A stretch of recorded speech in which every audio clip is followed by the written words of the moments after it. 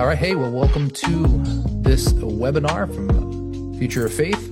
We're excited to have you join us today. My name is Greg Arthur. I'm part of the team here. This Faithful Futures webinar is going to examine sacred tools for engaging younger generations. We're really excited to have you join us. We have an incredible array of panelists and different people that we're going to be talking to and hearing from today. So thanks for taking time out of your schedule to join us. We know your time is precious, and we really appreciate you giving some of it to us and to this project. Just want to draw your attention to some things. At the bottom, you'll see a Q&A button. So if you have questions for any of the panelists, for the authors we're going to be speaking to, things that pop up, if you've read the book or you know anything about Future of Faith, or if you're doing work with youth, whatever you have, please just drop those questions in there and we're going to gather those.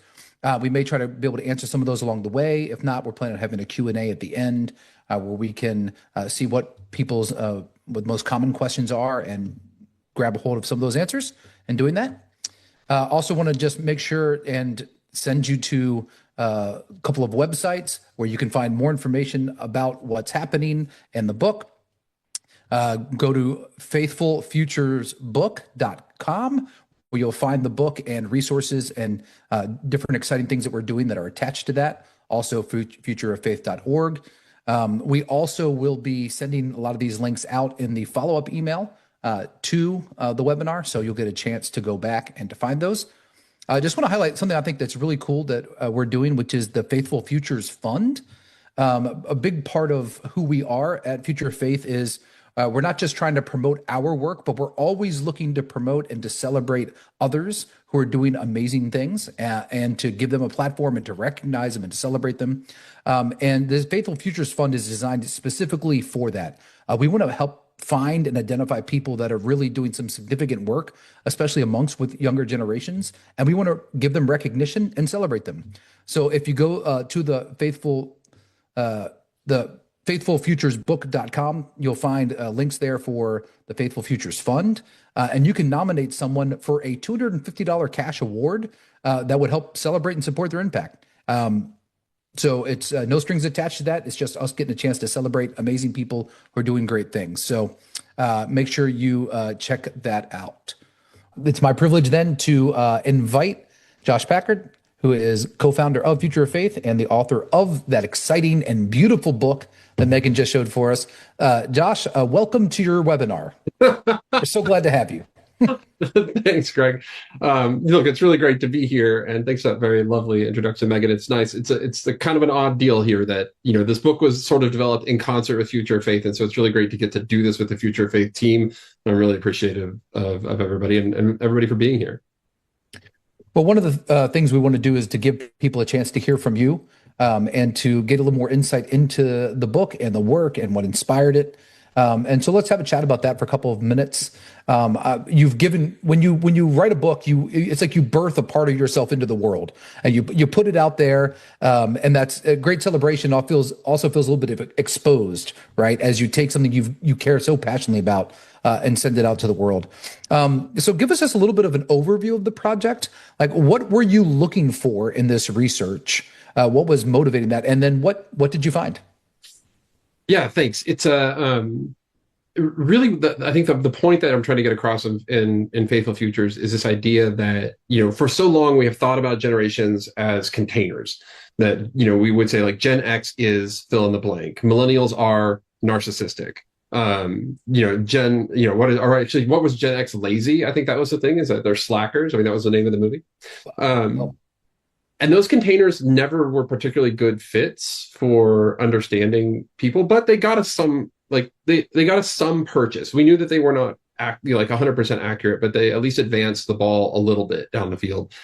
I think where we're at with these like teenagers today, it's what we would commonly call Gen Z and Gen Alpha, is that they're so diverse that any attempt to sum them up into a container, you would actually be losing clarity. You'd be going backwards, not forward. And so the book is really my attempt to call for how should we be thinking actually about teenagers in order to do ministry in ways that is resonant with them, that is sort of an accurate understanding of what teenagers are going through.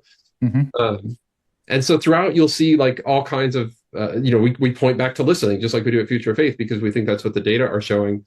But also, it's a weird place to be. And this is when you say feeling exposed, I feel exposed. Like, it's a weird place to be as somebody who does, we have done lots of big national research studies throughout my life, my professional life. And often in the book, I'm saying things like, you really shouldn't pay attention to those at all. Right? Like the data that are coming from the young people that you work with every day, the ones in your community, that far surpasses anything that you're going to learn from, Gallup or Pew or even studies that we do. Like, those can be informative, but really, let's start going from the ground up, not the top down. So as you did that, as you tried to find far more nuance in the generations, trying to identify some of the unifying pieces, but also some of the real diversity, what were some things that surprised you as a researcher with that really just grabbed hold of you and maybe even shifted the project along the way? Oh man, that's such an interesting question. Okay, I mean, so people that think that we're hosting this webinar, and so we would have pre-written these questions. We did not. No, we got to get it fresh. Got to keep it fresh, know, right? And off the cuff. This is important. So the thing that really kind of took hold of me that I couldn't let go of is this idea that as we advance over the last, 70 years or so, and people, we've been eroding this consistent erosion of institutional trust. And I, for a long time, was saying things like, well, trust is disappearing. And what I came to understand as I was writing this was that trust isn't disappearing, it's relocating. And that relocation is that it's just being pushed down to the relational, to people that when teenagers know that you have listened long enough to understand what they're going through, not that you agree with everything they're doing, but that you have listened long enough to understand them. That's where we start to earn real trust. And that was sort of that helped to shift all of my thinking. So I was like, well, they don't trust anything. That, I would say that as a sociologist, because we only look at the 60,000 foot view all the time, right? Yeah. And through conversations, through, when I would give talks and we chat afterwards or in Q&A and stuff like that, I realized the trust hasn't disappeared. It's just moved. And I think, and even in our own study at Future of Faith, which came out after this manuscript was written, we threw in this question at the end about, do you trust the stuff that you're seeing online, or are you skeptical because of AI? And so many people were saying, I don't even trust the stuff, that I see online because of artificial intelligence now, which just told me this, it's not even the people they follow that they trust, right? It's really getting pushed down. And so I wrote, I was like, we're all doubting Thomases now. The teenagers today, if they can't see it, touch it, taste it, feel it, then it's not, it's not real enough to them in a way that they're going to trust it with their lives. So it's not that trust doesn't exist. Maybe in some ways it's flattened out because it's not a hierarchical trust in institutions. Right. It's not just an assumed trust, it's an earned trust. But listening plays a really key part to earning that trust. So how does it do that? Why is listening so key to developing trust? If that's what it takes, if it's localized trust, if it's personal trust, if it's a flattening of expectations for that, how is listening key to that? Well, I think this is where young people have been really consistent for a long time. And I don't think this is it. This is what I mean by not trying to, pigeonhole these groups of people in between two arbitrary birth years, because this is a trend that's been forming for a really long time, which is that listening is critical in a world where everybody is talking and nobody feels heard. I mean, listening actually ends up this radical act in this world where it feels like everybody's shouting at one another all the time. And it's especially important in places where we get an opportunity to disrupt the power dynamic. And this is where I think it does matter that we're talking about teenagers. So when an adult or a pastor or somebody who does have an authority role, when they disrupt that and they stop talking and start listening, it conveys a sense of value to the young people in that equation. And I remember this really distinctly from when I was a professor and I was taking notes. I tell this story a lot. I was taking notes about one of my advisees, and she's like, "What are you doing?" And I was like, "Well, I'm trying to remember the stuff that you say." And she's like, "Oh, wait, we write down the stuff that you say. Nobody ever writes down the stuff we say." Right? It totally shifted the entire paradigm of that interaction, that I was actually paying attention enough to take notes on what she was saying, not just in the classic student teacher relationship. And so I think that becomes just this wildly subversive in a good way, thing that you can do in this world that doesn't expect it. Mm. So there's the radical act of listening is transforming, right? It has a disruption to a culture of outrage, where everybody's yelling or where everybody's platforming themselves. But if you're actually engaged in active listening, this now is almost a counter experience to Right. so much of what's happening in other parts of life. Well, I think the reason why I say it's subversive in a good way is because it's in those moments that we're so challenging the norm of what they're used to, that really it moves from something that's sort of everyday and mundane and expected, and into the opportunity for the sacred to enter in. That Hmm. there's actually an opportunity for them to see God in this space. And I get, like, adults get really worried about listening to teenagers because if you do it for any length of time, I mean, they tell you some like wild things, like, Right. just they have Right. ideas and thoughts and plans that are just like, you want to step in and correct them right away. And I like, I get that temptation, but teenagers have been telling us in so many ways, like, we don't, when we talk and you listen, we don't think that you're condoning everything we're doing. Hmm. And and multiple times I've been talking with teenagers, like, just out in the wild, so to speak, or when I get the opportunity to give a presentation and they're in the audience and they say, a lot, I don't really even know how I feel about something until I talk it out. Hmm. And so if adults could understand that a lot of what's happening when teenagers talk is like they're just working it out. They don't actually need or want you to step in, and certainly don't want it unsolicited to step in and correct in that moment, but they're really just looking for a way to get to chat and, sort of bounce ideas off of people.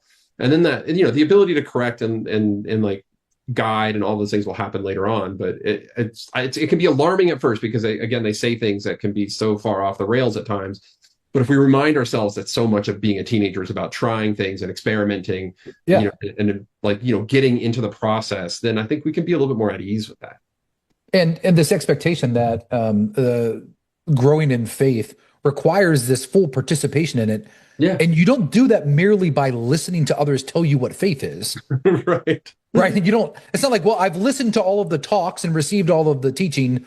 Now I have an active faith. Yeah. No, you may have some religious knowledge, but you don't have faith within that. So the ability to be listened to speak, to pursue, it is an involvement. It's a drawing you deeper into participation in that faith, which is essential for any sort of growth and development. I think that's so well put, Greg. I mean, you would never become like a good baseball player by reading books about baseball. At some point, you have to play baseball. I mean, I'm reminded of that really powerful scene from Good Will Hunting, when Robin Williams' character is talking to Matt Damon I think it's on a park bench, and he said, you can read all the poems you want about war, but if you've never been in war, right? Like, you can read, you can listen to and other people talk about loss and death, but if you've never sat next to your wife as she, is fighting for every breath, like, you don't really know what this is like.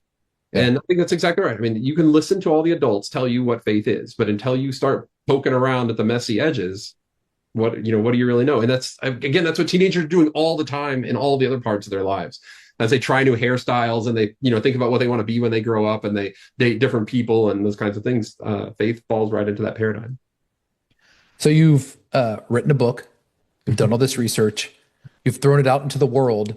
What are some of your personal hopes with this? What are some of your dreams for the impact it can have beyond? I know you well enough to know the purpose of this was not, I'm going to sell a lot of books. And this is going to like platform me as the guru of listening. That was not your goal. There was a far bigger hope for it. So how would you articulate that? Well, I hope the book does a couple of things. I mean, I hope this work does a couple of things. I hope we can start thinking about teenagers differently.